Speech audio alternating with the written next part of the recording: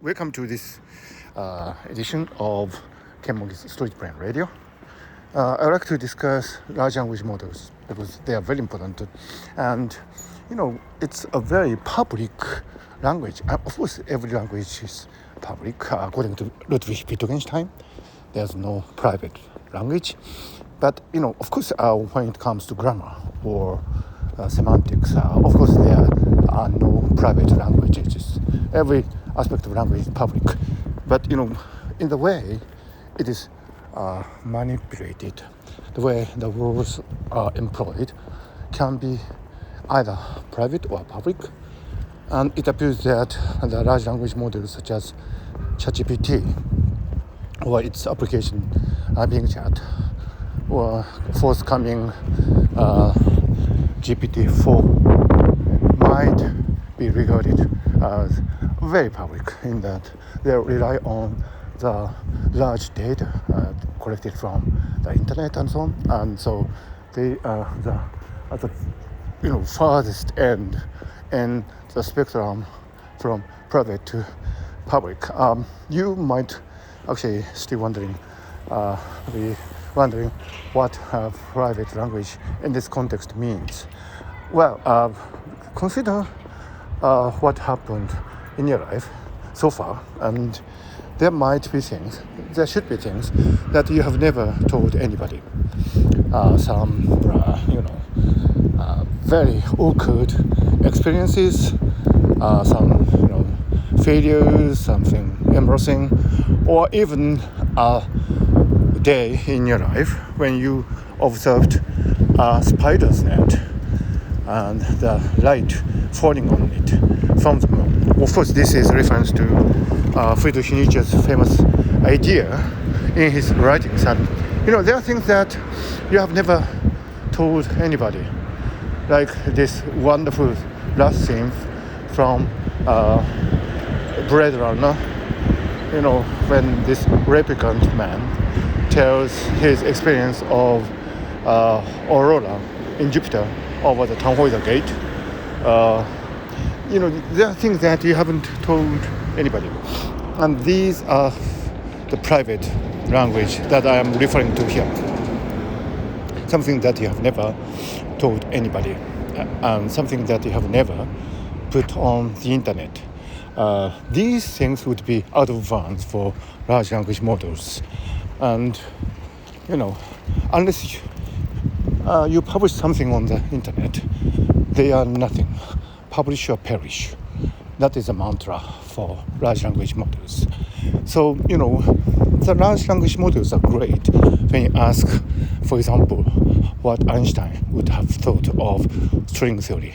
That's exactly the question that I put to ChatGPT the other day. And it came up with a really wonderful answer.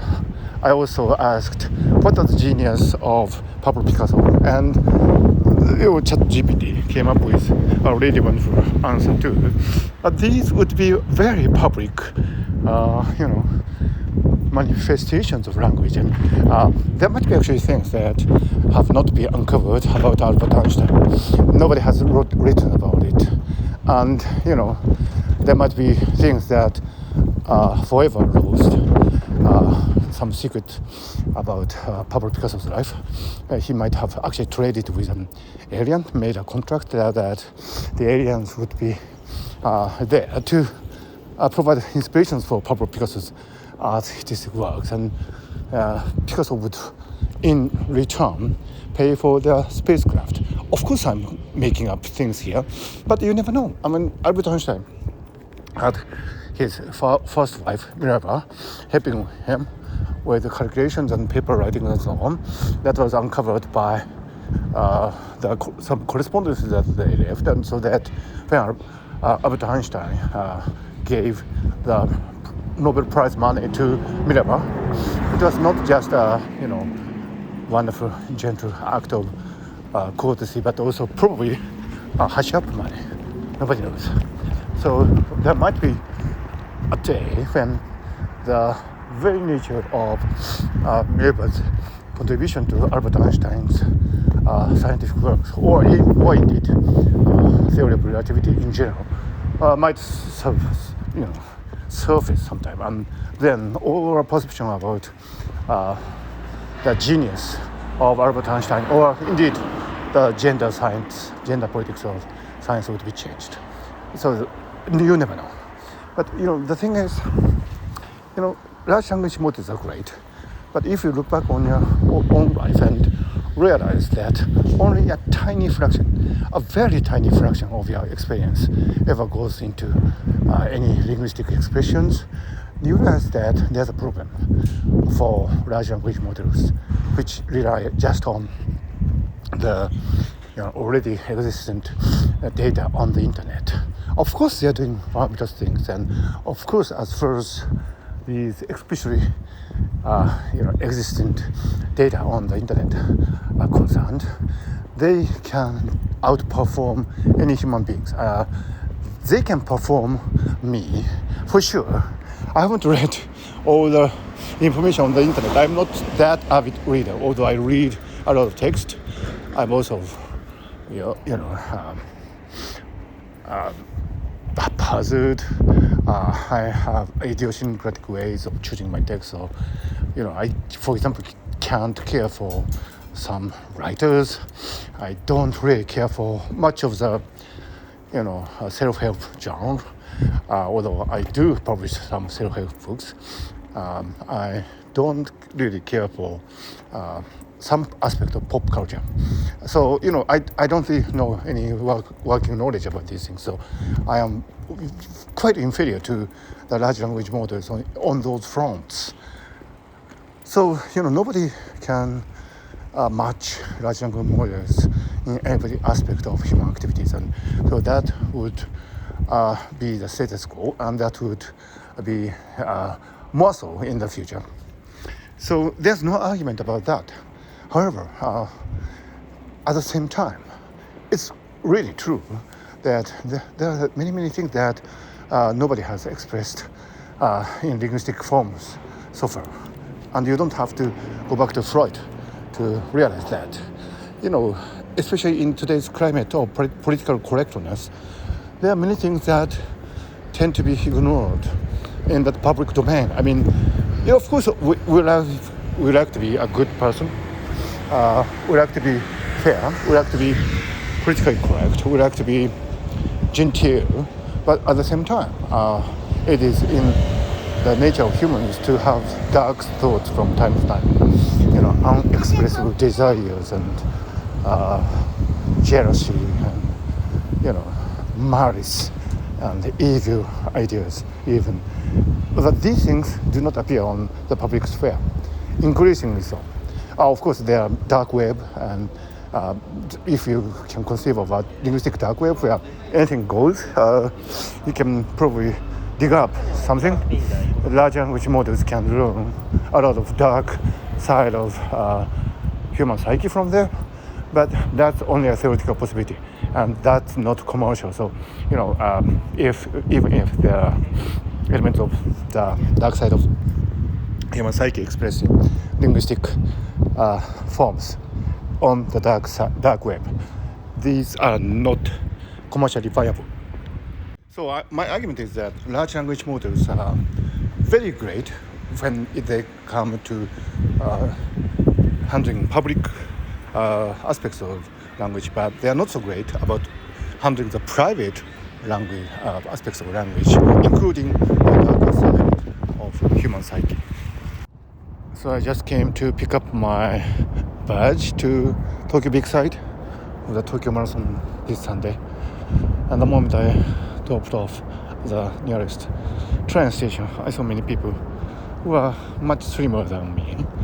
So I was astonished, and there are many people.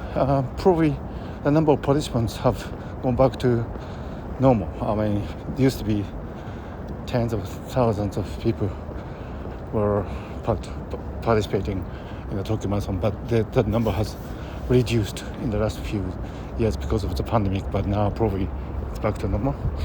Anyway, to go back to our discussions of large language models and so on, I believe that the significance of humans in the coming days, coming years, is to provide private aspects of information, and that in turn would probably be fed into the large language models so that they can learn even more. So it's a kind of ethics, really. It's not really interesting to use large language models such as ChatGPT to express something that is already there, statistically saying. When you talk about the arts, for example, there are many definitions of the arts, what art is, what artistic values are, and ChatGPT or something equivalent to that would come up with very reasonable expressions about these things based on statistical learning processes that they have trained themselves on. But that's not so interesting. That's not informationally significant. And now there's this curiosity value, and people are kind of taken in by large language models so that they are enthusiastic about it. But as time goes by, people would be exposed to more and more output from large language models, so that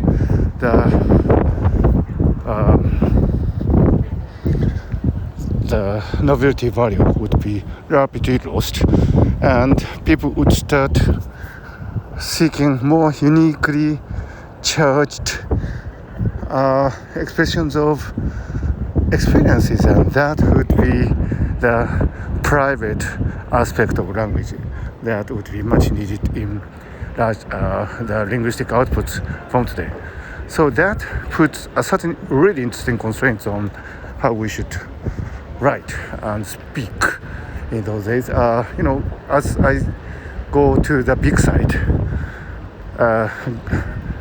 joining my fellow runners, I speak, but all these things come from my internal memory, and I'm approaching an escalator, so I probably would stop now. But it is the nature of the private aspect of what I'm saying that is interesting, and if this is based on large language models, it's not going to be interesting. So I am now back to Shimbashi station after registering at the Tokyo Marathon. It was done in a kind of a far off place, and so I've come back to central Tokyo now, and I keep thinking about large language models and applications and so on. So with the advent of artificial intelligence systems in general, I think the role of human beings is changing, and specifically creativity would be required more than ever. Now this is a very interesting point, because you have all these graphics generating artificial intelligence systems like DALL-E 2 and stable diffusion and so on. And there are tons of different approaches towards music making. So you can make music quite easily nowadays, so that it would appear that the ability to create something is also undermined, and so it could be argued that we are not going to need creativity at all. And when the artificial intelligence systems are here, so can we really say that creativity is required in the era of artificial intelligence? And I do think so, because this is a really interesting topic. There are artificial intelligence systems that supposedly simulate the music by Johann Sebastian Bach, for example, or Wolfgang Amadeus Mozart. So there could be thousands and tens of thousands of Beethoven-like, Mozart-like, Chopin-like compositions in the coming years, and that is certainly possible. But it seems to me that there is something lacking, and for example, the air on the G string is a really wonderful piece of music, and it's so sublime, it's so beautiful, and you can imagine the state of mind when Johann Sebastian Bach composed that piece of music. But can we really say that when an artificial intelligence system comes up with something equivalent to that, if an artificial intelligence system ever comes up with something equivalent to that, we would be moved equally by that kind of music? I doubt it. There's something interesting going on in Japan now.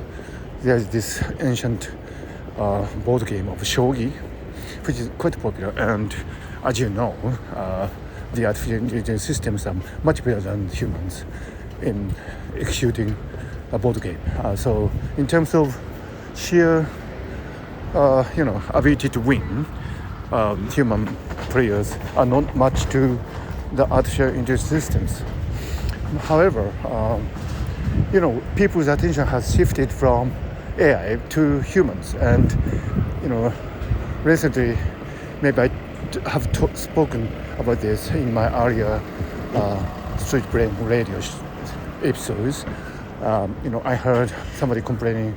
This somebody was an artificial intelligence researcher, and somebody complaining that people are not interested in artificial intelligence at all in terms of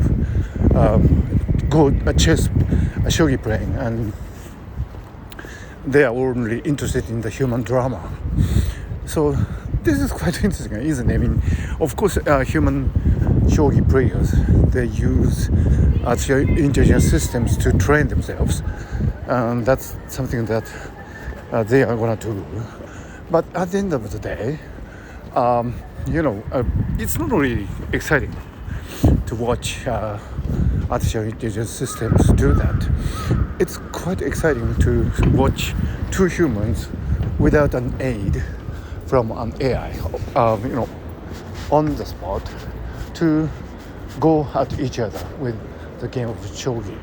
Of course, when they train, they use artificial intelligence systems, but when they are actually at the match, they are on their own. Their brain systems are on their own to make the best move, and that's what is moving about it.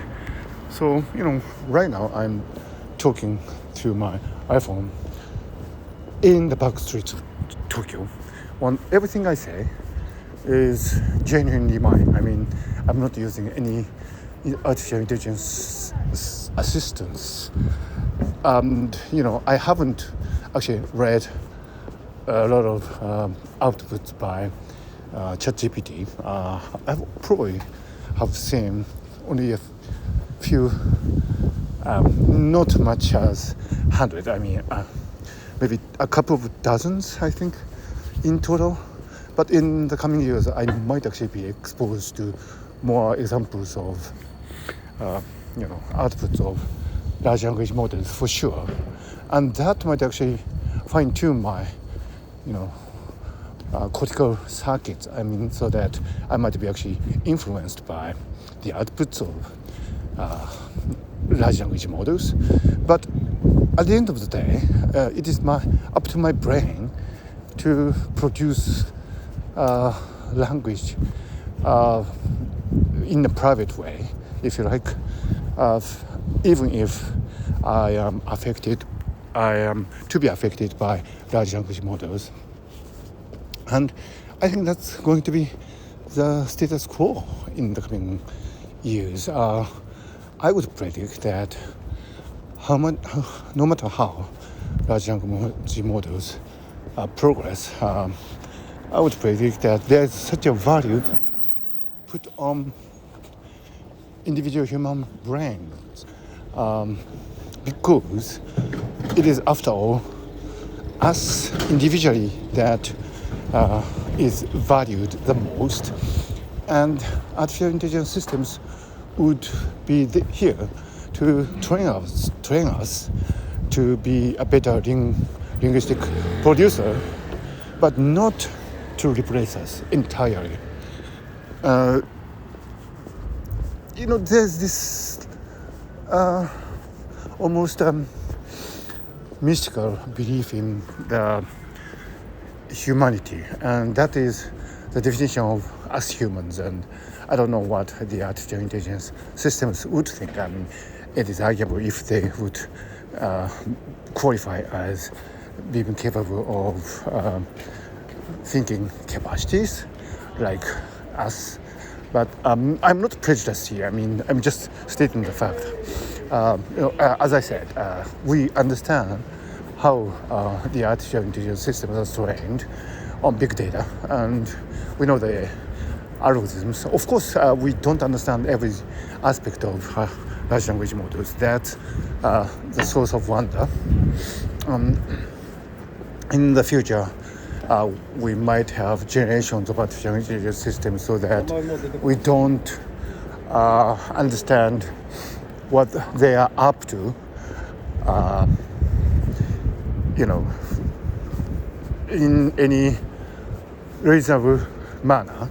This idea of explainable AI, XAI, is important, but probably we won't be able to keep that requirement forever.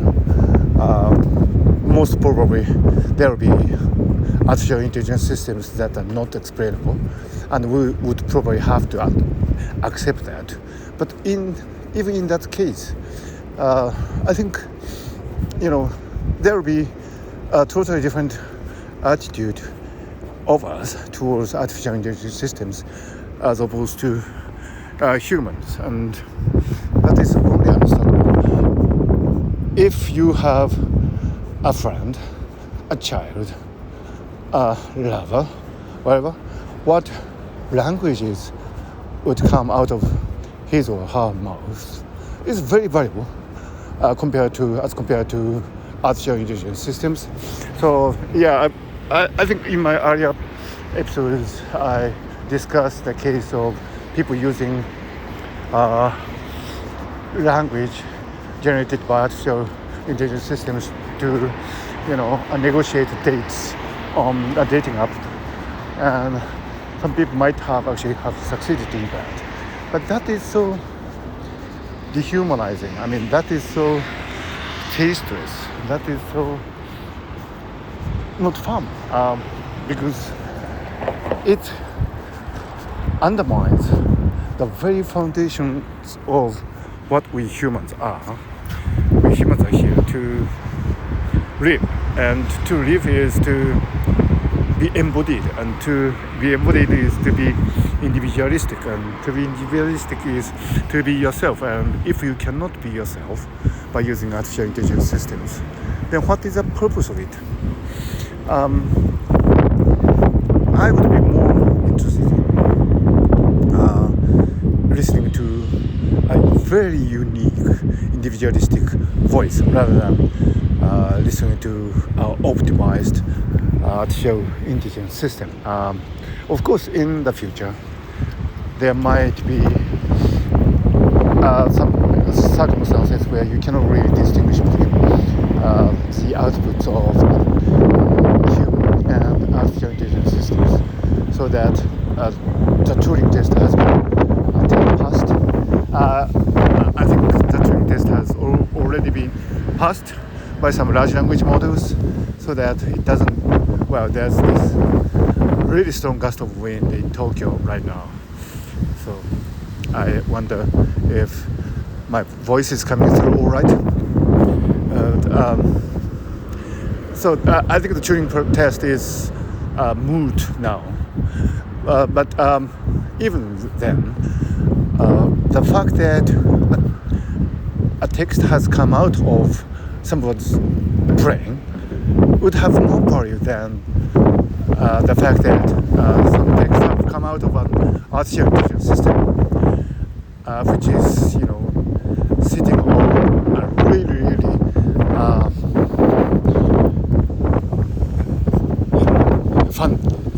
endlessly large reservoir of computational resources, memory resources. Of course, we have very limited resources compared to the associated systems. It's like the capitalist versus laborer. I mean, it's something like the 99% of us versus the 1%. And, as the novelist Haruki Murakami once famously said, if you would side with either an egg or a hard wall, and you want to throw the egg against a hard wall, you would rather be on the side of the egg, because the hard wall is not really something to be fascinated with. When you read Virginia Woolf, for example, or Haruki Murakami, or Soseki Natsume for that matter, what captures your imagination is the sheer individuality of the writer. And I'm not talking about just the great ones. I mean, take anybody. Take a random person from your neighborhood. It could be your kid, your father, mother, grandfather, grandmother, teacher, friend.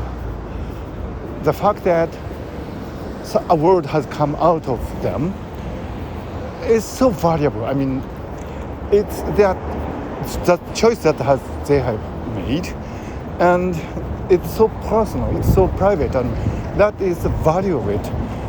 So, when large language systems are able to produce words according to some predetermined algorithm, or some politically correct cause of morality, then it'll be great as a kind of a brand avenue for expressing generic ideas about humans and human societies and this world and so on. It'll be great as Wikipedia, a replacement for Wikipedia. Maybe Wikipedia could be replaced.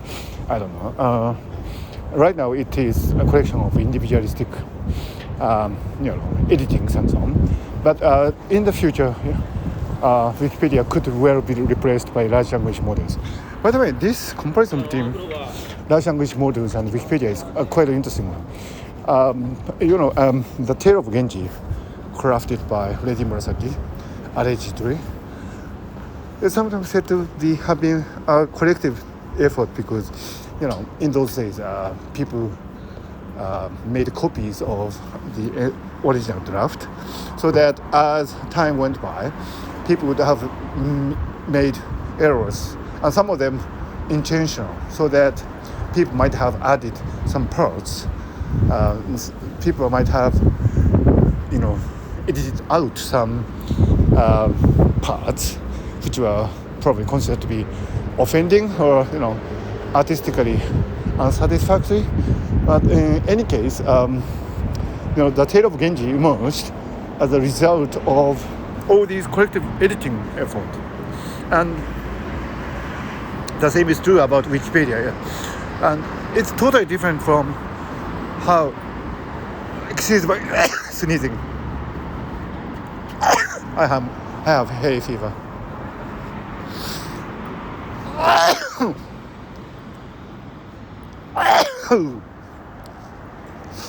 From the pollens of the cedar trees. Anyway,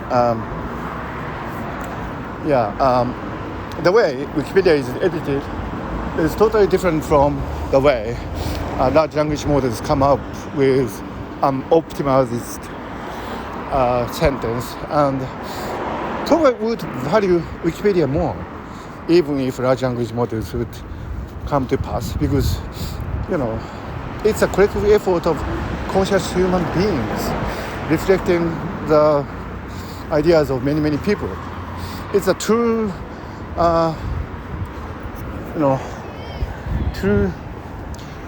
example of collective intelligence. And it's actually quite interesting whether you can regard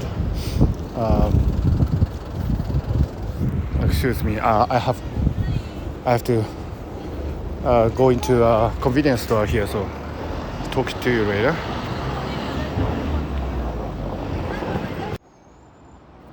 So I went into a convenience store. Sometimes when I walk in Tokyo, I sometimes go into a convenience store.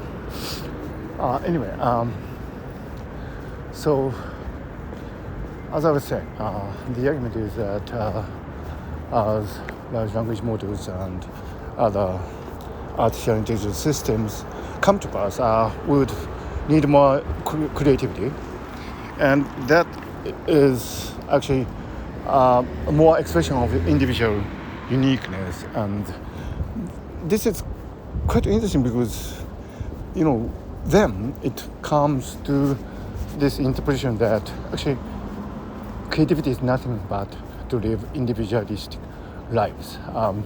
Yes, there's such a discrepancy between practical viewpoints of dictated by statistics. For example, statistically, you should do this, you should do that. You shouldn't drink too much. You shouldn't smoke too much. You should exercise and blah blah blah blah. And all these, knowledge is helpful, but at the same time, we are here only once, and we are not living as statistics. But large language models and other examples of large artificial intelligence systems are actually they are statistical optimization monster. And no matter how excellent they are, and they are excellent, I think they are so different from the way we live. We are here to make a case, each of us, about how to live, and we are not just a data point. I mean, each of us is a whole world. I'm always, against this reign of statistical, God, if you like, in today's world. Of course, it's a money-making machine. I mean, if you play statistics well, you can make a lot of money. There's nothing, that can go against it. If you would like to calculate how the stock market would behave or the foreign exchange would behave, of course you need to apply statistics. That's the only way to make a lot of money. I'm not against it. I mean, I'm a scientist, so science is all about statistics nowadays. But we are here to live individually, and we cannot live a statistical life. We can live only an individual life, and that is all there is to say about our lives. It's always interesting to meet somebody who is very individualistic, because we are moved by these people. We are moved by. I have come to an automatic escalator outside. This is really interesting. I don't know where I am. I am walking in an individualistic trajectory in central Tokyo. I don't know where I'm walking to. Well, I have a vague idea, but I don't know exactly how I should reach there. I am coming to a really hilly part of Tokyo, Kamiyacho area. So anyway, being creative is to be individualistic in the great ocean of statistics. Yes, we need statistics to guide us. It will be a great chart. It will be a great navigation system. But at the end of the day, each of us need to lead a unique individualistic trajectory. And that is what creativity is all about. if actually you are creative every second of your life, no matter how mundane your life is, you are here to live an individualistic life. You're not definitely here to live a statistical life. And that's the whole difference between statistical ensemble viewpoint and your individualistic viewpoint. And when you realize that, of course, you achieve great creativity, no matter how you live, because each person is utmostly creative when he or she goes about the business of living today.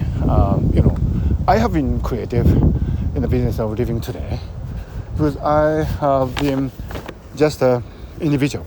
Well, in other words, if you want to lead an average life dictated by the god of the statistics, then probably you won't be so creative because you are just obeying some external laws. And from the metacognitive point of view, of course, you can argue that you are living an equally creative life, but that would be like a consolation prize. You are not really living equally creative life. Actually, you are just living illusory life. You are illusioned by the fact that you think you are living correct way of life, but actually it's dictated by the god of statistics, and that is not really great. So I think the gist of the matter is that as time progresses, many people are taken by this statistical idea, and large language models are manifestation of that. And I've read some interesting articles about the zeitgeist in artificial intelligence research community. These people think that they can conquer the world, or actually they think that they have conquered the world, and they think they know it all. They are really nasty party guests, and they would dictate what the future of humanity should be.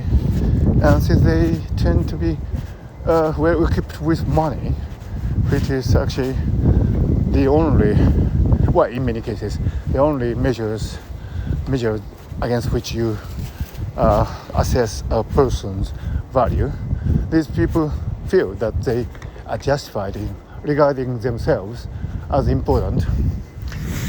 And it's the status quo. I mean, it's how these people become overconfident, and of course young people feel intimidated by these people, and so it goes around and around and around and around, and it's so sad that this has come to this. So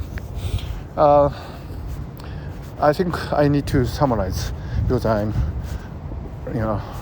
approaching my destination this evening. So to summarize, statistics are important when it comes to have a control over what you are going to achieve in this world, especially in monetary domains based on big data. But to live is to live an individual trajectory of life. And if you do that, then every moment of your life would be actually creative. And being creative means that you are individualistic. You are uniquely personalized. And even if we have all these wonderfully useful large language models, we should always try to emit that very personal world, even though Ludwig Wittgenstein dictates that there's no private language. It's always our job to be personal, because otherwise we cannot live. And to live is to be creative. And with that thought, I leave my episode of Street Brain Radio. and I hope to see you soon. So stay personal, stay individualistic, and be creative every second of your life. Bye for now.